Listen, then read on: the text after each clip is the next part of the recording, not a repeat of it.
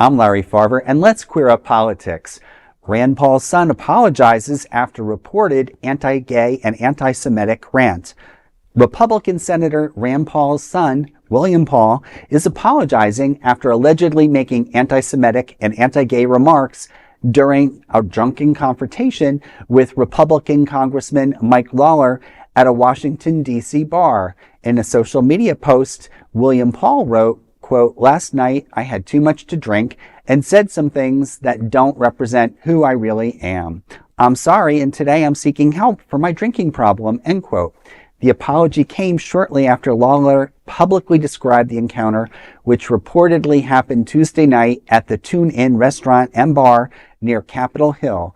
According to Lawler, Paul launched into a, quote, 10-minute diatribe about Jews, end quote, and that he, quote, hates Jews and hates gays and doesn't care if they die, end quote. Lawler also claimed that Paul blamed Israel for the U.S. conflict with Iran and that he would blame any anti-American Jews if Kentucky Congressman Thomas Massie loses his upcoming Republican primary race. Massie is Rand Paul's ally, and his election campaign has already drawn criticism over rhetoric targeting billionaire donor Paul Singer, who is Jewish and supports LGBTQ rights.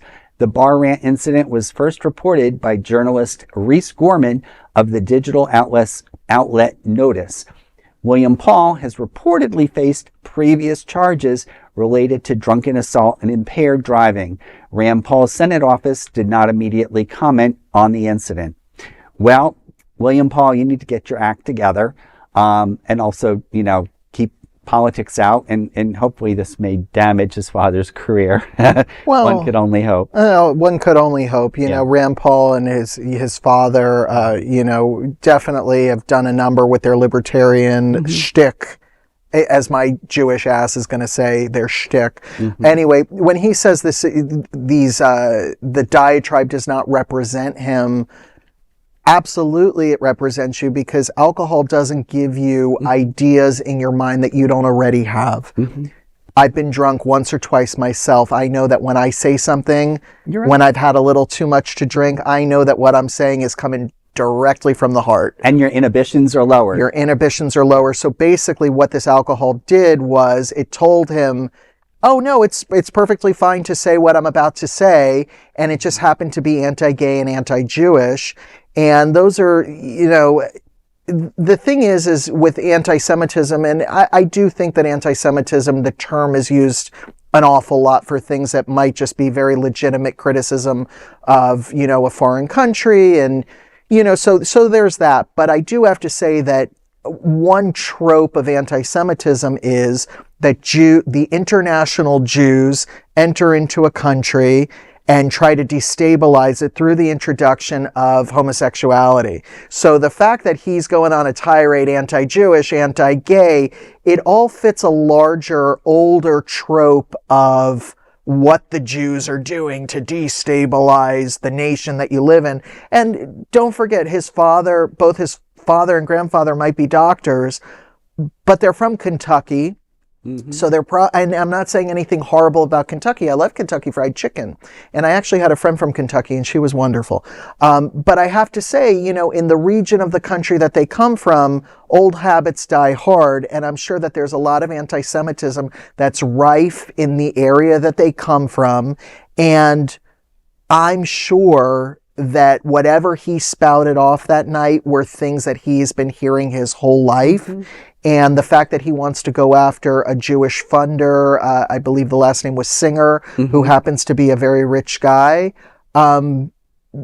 It's very ugly. It's very ugly. And I think that, I think you should get some help. And, but I don't think that there's any curing when people have these deeply held feelings about a specific group. I think he probably should get his drinking under control, because if you're going to be that outrageous when you're drunk, obviously you can't hold your liquor. That's a problem. But as far as his views go, I don't think there's any changing those kind of views. Sometimes too, you wonder how, with the sons and daughters of some of these politicians, including our chief leader, how far the apple does or does not fall from the tree in terms of behavior outcomes. Sure. And, so, we'll just have to see where this story goes. Hopefully no innocent people are hurt, and hopefully he doesn't get behind the wheel of a car. Well, I think the only person that was hurt, you saw that picture of him being posted with his face half open, like his mouth half open.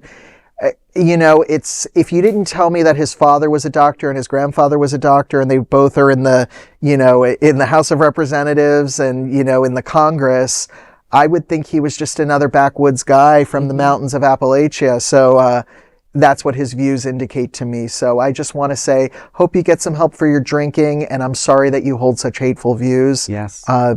Not really rooted in reality. So yeah, well, yeah.